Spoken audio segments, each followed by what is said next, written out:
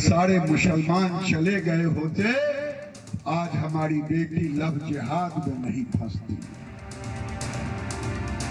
2,19,000 मुसलमान का कितना बेटा बेटी हो सकता है? अररिया में रहना है तो हिंदू बनना होगा। कि ये हमारे देश में रह के, हमारे हिंदू राष्ट्र में रह के, इनको इस देश को इस्लाम राष्ट्र बनाने तक ये इसी तरीके से हरकतें करते रहेंगे। बंटवारे के समय अगर 100% मुस्लिमों को पाकिस्तान भेज देना चाहिए था।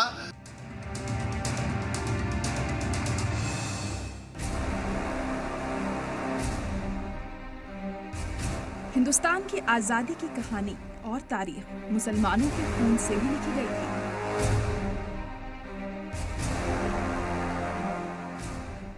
आबादी के हिसाब से अक़लियत होने के बावजूद बड़ी तादाद में मुसलमानों ने न सिर्फ आजादी की जद्दोजहद में एक्टिव रोल अदा किया, बल्कि अपने मुल्क के लिए अपनी जान भी कुर्बान कर दी।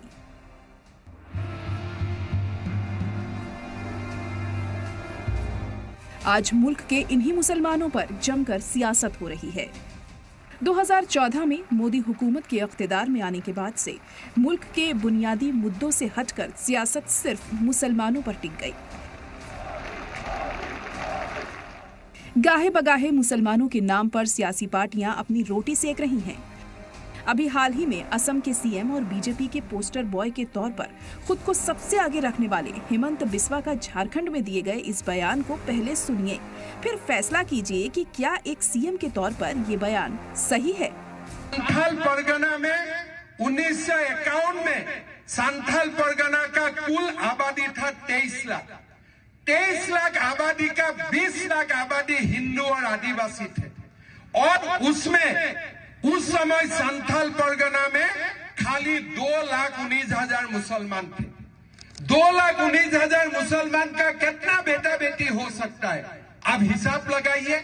आज संथाल परगना का हालत क्या है? संथाल परगना का हालत हिंदू 90% से घट के 67% हो चुका है, और मुसलमान 10% से बढ़ के आज मुसलमान का आबादी 40% का लगभग हो चुका है। बीजेपी के फायर ब्रांड लीडर और मरकजी वजीर गिरिराज सिंह की हिंदू स्वाभिमान यात्रा में अररिया के माननीय सांसद प्रदीप सिंह के उस बयान को भी सुनिए, जो कहते हैं कि अररिया में रहना है तो हिंदू बनना होगा।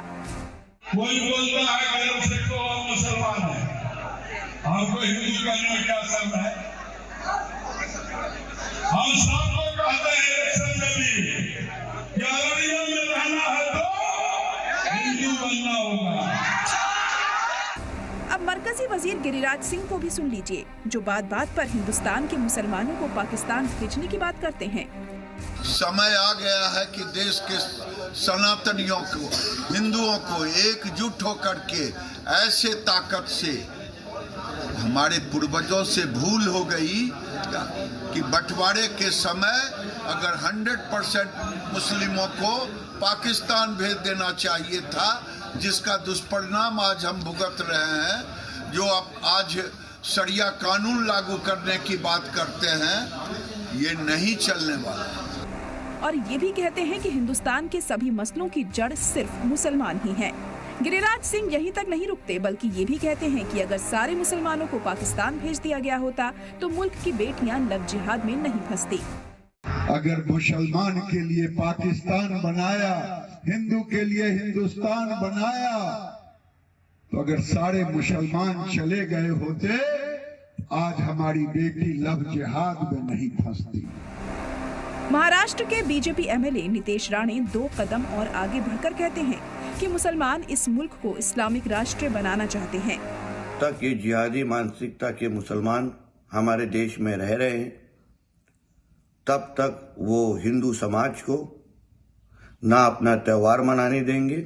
मैं यही तो बार बार कह रहा हूँ कि ये हमारे देश में रह के, हमारे हिंदू राष्ट्र में रह के, इनको इस देश को इस्लाम राष्ट्र बनाने तक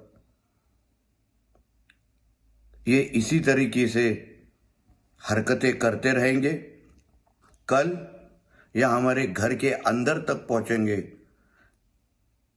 इस बारे में हिंदू समाज ने सोचना चाहिए और हमेशा याद रखना चाहिए, बटोगे तो कटोगे, एक साथ रहोगे तो नेक रहोगे। मुल्क में इस वक्त मुसलमानों से जुड़े मुद्दों को जितनी हवा दी जा रही है, ऐसा पहले शायद कभी नहीं हुआ था।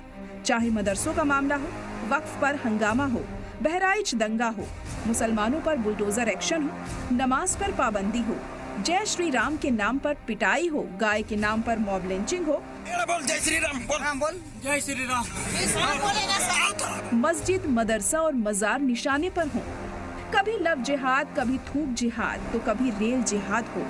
ये ऐसे मामले हैं जो गुज़िश्ता 10 साल से मुल्क की सियासत में घूम घूम कर मुसलमानों को निशाना बना रहे हैं। सलाम टीवी के लिए नदीम अहमद की रिपोर्ट।